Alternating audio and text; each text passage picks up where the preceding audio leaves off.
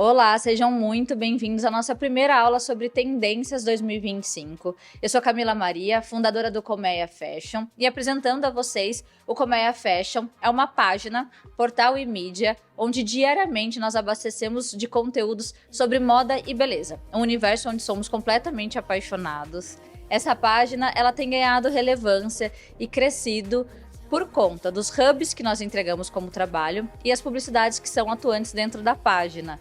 Além de ser portal e mídia, o Colmeia Fashion conta com outros trabalhos que estão relacionados às minhas consultorias, tanto consultoria de negócios, quanto consultoria voltada para pesquisa de tendências e agora o novo hub, que é o hub de branding, onde a gente faz a construção do zero da marca e depois executa a consultoria mão na massa. E eu vou começar explicando a diferenciação de macro e micro tendências. A macro tendência, ela é um movimento transgeracional, aquilo que ultrapassa gerações, como comportamentos que a sociedade com o tempo começam a sentir falta. Feminismo, política, esporte, sustentabilidade, entre outros. Existe uma análise feita tempo a tempo sobre esses movimentos para que sejam renovados, mas a base da macro tendência é essa, são coisas maiores que permeiam em cima da sociedade. E micro tendências são comportamentos de momento, onde eles também têm uma permanência média de 2 anos,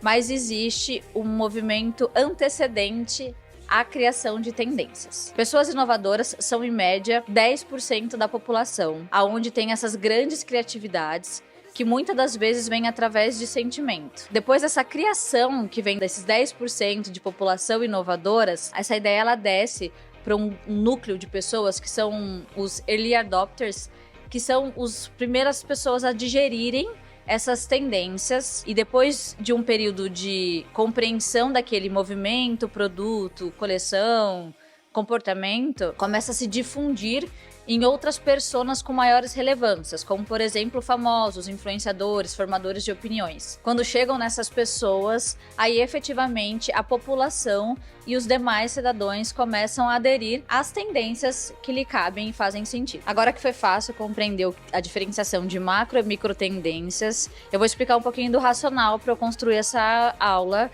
que veio de uma metodologia do que eu sinto que é necessário para 2025 e 2026, tanto no olhar consumidor quanto no olhar empresário e empreendedor do ramo da moda e beleza. E esses 7 pilares são produto, cores, criatividade, influência, rua, emergente e permanente. E eu vou começar contando um pouquinho para vocês o pilar número 1, que é produto. Tudo aquilo que a gente colheu de informações em cima de grandes designers, desfiles, formadores de opiniões de grandes relevâncias no mundo da moda.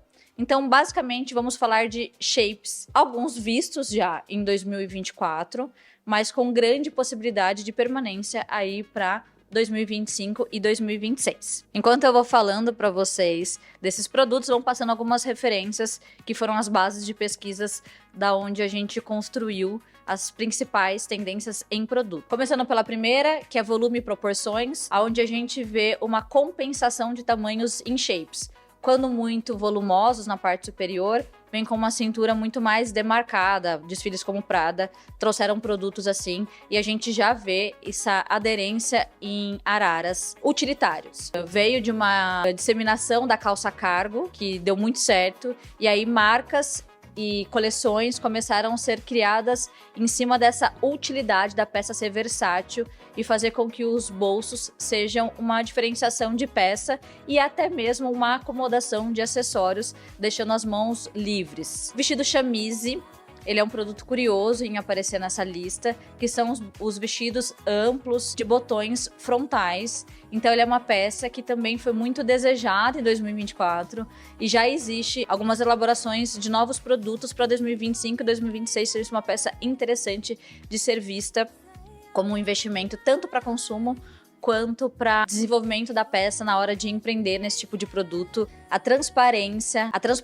existe um crescimento em cima de uma base de pesquisa da WGSN de 25% a mais do que metalizados e brilho. Esses 2 tipos de produtos em outros planos e a transparência ganhando uma predominância ainda maior, né? Então, essa peça, ela traz a mesma informação de festividade das outras, sem precisar ter esses elementos adicionais na peça, o que eu achei muito interessante. Então, transparência, ela veio pós-pandemia e ela ainda permanece. O tecido tule é a mostra disso, porque era uma peça muito utilizada no beachwear e agora é uma peça urbana que tem a transparência aí como uma característica muito forte. Sapatilha. A sapatilha, ela é um item que eu achei importante trazer, porque ela traz o feminino, que tem essa estética dos laços, babados, renda, tudo isso que remete ao sagrado feminino, né? Essa parte bonita em ser mulher e gostar de usar esse tipo de produto, ela vem como um embasamento de uma peça simples a ser usada dentro do seu armário e você consegue transparecer num styling o feminino, que é muito interessante. Plissado em saias, blusas, vestidos, que são esses tecidos trabalhados em microesferas. Ele tem tanto com fios especiais no lurex, quanto fios tecidos planos. Então, o plissado também é uma aposta como tendência para 2026. E os minis. O mini, ele deixa de lado as proporções justas e abre um pouquinho espaço para os volumes. Da mesma forma que a gente falou de grandes proporções no item 1, que era volume e proporções, como os bufantes, as saias balonês e blusas balonês também têm um espaço muito relevante e na estatística da Start vai ter um aumento significativo para 2025 e 2026, onde a gente vai conseguir encontrar proporções mais versáteis em utilizar essas peças no balonê. Então ela não necessariamente vai ser no mini, mas ela vai ter esse volume. E se tratando de mini, o balonê é uma peça que vai ter uma relevância importante para 2026. As tendências de cores, a nossa base de pesquisa foi a Colorum, que trouxe esse report para a WGSN e tem um movimento muito curioso, e eu vou até citar uma frasezinha que está no report deles, que é: à medida que a crise climática traz caos e estranhos presságios de declínio, céus laranja, oceanos verdes, veremos uma aceleração de mudança, tanto boa quanto ruim. Urgência, reparo e tranquilidade serão a necessidade dessa nova realidade que reflete em nossas cores. Isso é impressionante. Também vai passar para vocês aqui as cores. Eu trago como um fator aí curioso e muito fácil de compreensão ao mesmo tempo, que são as paletas, né? Amarelo se repete tanto no verão quanto no inverno. Os verdes, azuis, um fúcsia, que é uma mistura ali de laranja com rosa.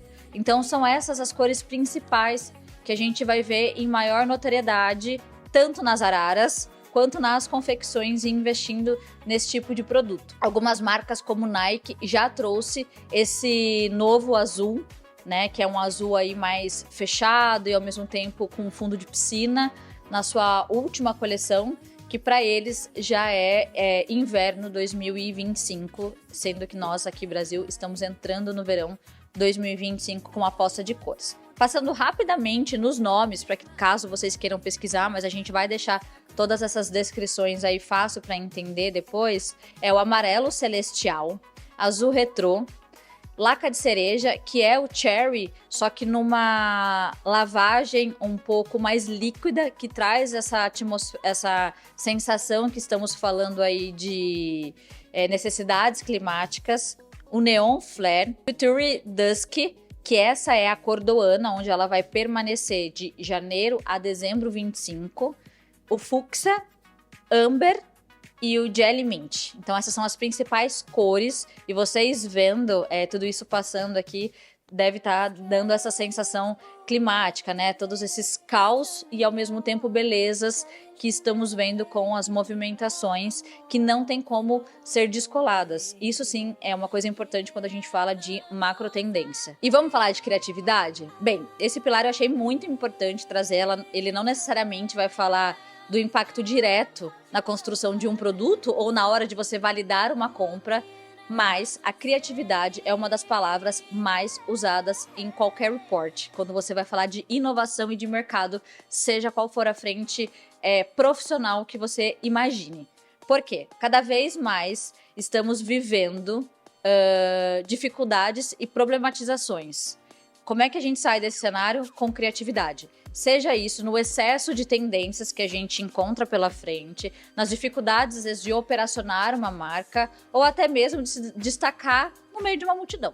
Então, a criatividade, ela tem uma importância agora mais genuína e leal com a própria palavra. Não basta só ser criativo, você tem que olhar para essa criatividade com uma proposta de melhoria a problemas.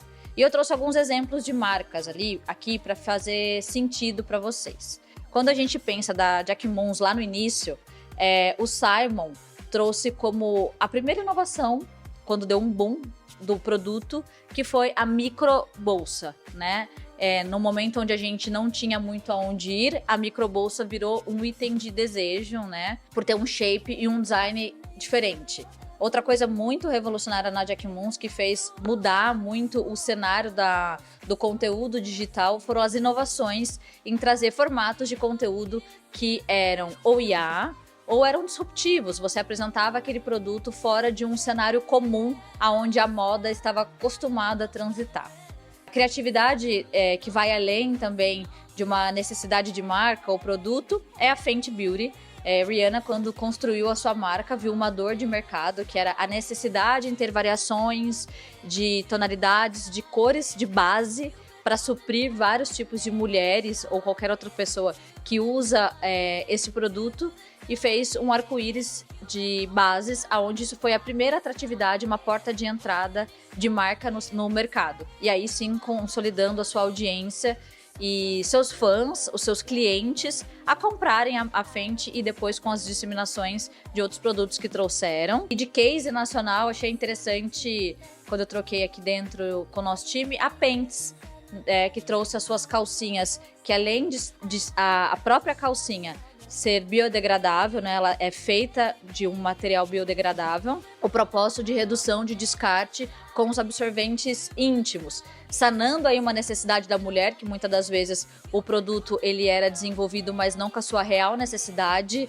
né, e de um assunto com quebra de tabu, que era falar bonito, falar de uma forma simples sobre a menstruação, que é um fluxo comum das mulheres. Então, quando a gente fala de criatividade, e esses são cases de moda e beleza, é para mostrar que ela tem que ir além apenas de uma criação de marca. Aqui entra um pouquinho do skill de branding, né? Então, construa suas marcas com propósito, com necessidade de mercado, que a permanência e a aderência dela acaba que é maior, mais inteligente e faz um bem à sociedade. Então, isso também é uma tendência, uma micro tendência que cada vez mais marcas, pessoas e profissões prezam por pessoas criativas. Vamos falar de rua? Aí sim, é um lugar onde a gente consegue entender as tendências, e majoritariamente este campo é liderado por novas gerações. Seja por expressar, né, a sua singularidade nos looks, onde daí viram referências que viram desejos que começam a virar movimento. A rua é a maior captação aí do street style, uma das palavras mais utilizadas em banco de pesquisa. Quando a gente traz isso para o Colmeia Fashion, toda vez que utilizamos street style, pode ter certeza que vai ter muito clique, porque as pessoas têm curiosidade em saber tendência de forma simples e aplicável na rua. Então, quando a gente olha para a rua, majoritariamente é essa galera Gen Z que faz essas construções de novas produções. Outro ponto que é ocasionado pela nova geração e explorado na rua são os comeback. A cada 20 anos, a moda tende a trazer essa nostalgia, e a nostalgia traz a vontade de voltar a este passado e consumir determinadas coisas. Não é de hoje que, quando a gente fala de tendência, falamos do comeback, que é essa volta dos anos 70, 80, 90, 2000. E por que eu trouxe agora pra rua e fiz essa relação com a Gen Z? Que com essa aceleração, o que era a cada 20 anos, ela permaneia como uma base aí de pesquisa, mas a cada 10 anos essa moda tá voltando a ser recorrente. Então, visto isso, agora o ápice, os anos 2000, ele começa a ficar ali um pouquinho em stand-by, a calça baixa, enfim, aquelas outras produtos que eram muito fortes nos anos 2000, e entra 2010 e 2016. Listra da Adidas, looks completamente full da Adidas, tá sendo muito visto por aí, é um comportamento de rua dessa galera que resgatou esse produto. O boné da marca Van Dutch também é uma peça que está sendo desejada, o tênis da Isabel Marant, um jeans Destroyed, que antes era só jeans limpo, agora esse jeans cheio de rasgos volta a ser uma coisa em ascensão e desejável por conta dessa galera. Até o batom Snob da MAC, não posso deixar de falar, a própria MAC acabou de fazer essa releitura do produto e já está sendo um produto de venda, né, com uma relevância aí interessante das pessoas criarem conteúdo em cima do produto. Tudo isso vem também por conta dos streams, né, desses outros consumos que a gente faz como comportamento, e as pessoas estão descobrindo personalidades agora como uma linda mulher, a Julia Roberts, nesse filme, Beyoncé, quando tava lá em 2010, os looks que usava, entre outras personalidades. Pra gente, né, pros millennials, a gente fica muito na dúvida em acessar este passado. Muitas das vezes foi até um pouco traumático, onde a gente não entende de uma forma bonita. Essa galera faz uma releitura como o descolado, né, como a autenticidade, a modernidade, em fazer essa conexão. Então a rua, ela traz essas tendências que não dá para ser ignorada, elas ultrapassam ali um aspiracional do que a gente vê muitas das vezes em passarelas, em grandes designers, para uma realidade do que as pessoas querem e consomem efetivamente. Então a rua é um ponto muito importante para a gente mapear tendências, e você mesmo consegue entender esse olhar, porque todo mundo pode ser um mapeador de tendência quando você treina o seu olhar a fazer uma análise daquilo que os seus olhos estão vendo, porque a tendência, ela só é pautada em cima de comportamentos das pessoas. Então, existe uma leitura nisso. Então, a rua é um assunto muito importante e deve ser analisado com muito diagnóstico, com certeza. Com uma tela na mão, pessoas criativas são capazes de mover uma comunidade por completo. Então, se a gente está falando de tendência, não tem como deixar de fora a influência, que hoje é muito forte, principalmente nas redes sociais. Um produto, ele pode ser muito desejável ou muito detestado, dependendo daquele influenciador que está falando de determinada coisa. Então eu trouxe isso, porque nesse pilar a gente orienta as marcas não construírem as suas marcas e produtos em cima de influenciadores.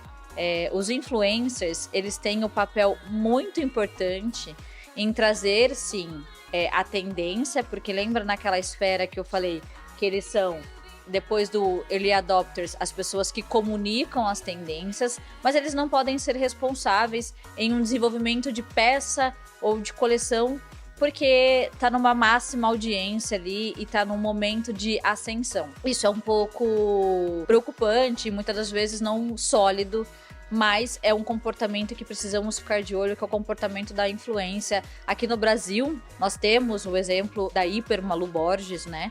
Que trouxe aí como uma estética, uma forma de consumo diferente em montar as suas produções exageradas, onde ela doutrinou os seus telespectadores a conseguirem fazer uma análise daquele look e entender que eles são exagerados, mas que em pequenas proporções aqueles produtos podem estar na casa do comum, de uma pessoa influenciada através da sua personalidade de influência. Porque ela trouxe um entretenimento, uma diversão e uma estética muito particular. Então, a influência, ela não pode ser ignorada, como temos outros grandes influenciadores que fazem desse aspiracional virar em algum momento uma coisa possível de ser adquirida. Visto isso, até o mix de marcas que são selecionadas por esse influenciador, ela consegue pegar do luxo ao clássico ou até mesmo do acessível, de todas as suas frentes de oferecer esses produtos, né?